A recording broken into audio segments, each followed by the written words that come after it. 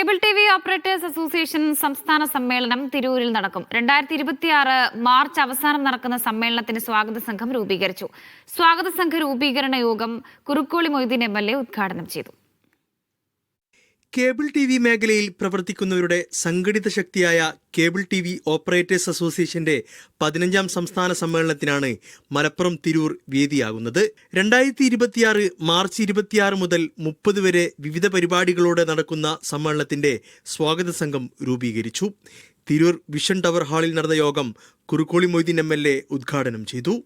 ഒരു വാർത്ത ജനങ്ങൾക്ക് കൊടുക്കുമ്പോൾ അതിലെ സത്യസന്ധതയും മൂല്യവും ഉണ്ട് എന്ന് നമുക്ക് ഇതിൻ്റെ വിതരണക്കാർക്ക് ബോധ്യമുണ്ടാവുക എന്നുള്ളതാണ് പ്രധാനം.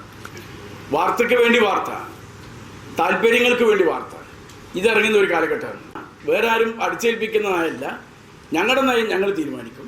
ആ നയം ജനങ്ങൾക്ക് ഗുണകരമായിരിക്കും. ഇന്ന് കൊടുക്കുന്ന വാർത്ത നാളെ നമുക്ക് തിരുത്തേണ്ടതായിട്ട് വരാൻ പാടില്ല എന്നത് ബോധ്യപ്പെട്ടെങ്കിൽ കൊടുക്കാവുന്ന സാഹചര്യമാണ്.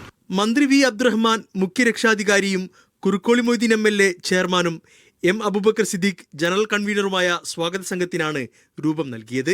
COA സംസ്ഥാന president Praveen Mohan, general secretary PB Suresh Kumar, Kerala vision chairman K Govindan, SIDCO chairman Vijayakrishnan എന്നിവർ യോഗത്തിൽ പങ്കെടുത്തു.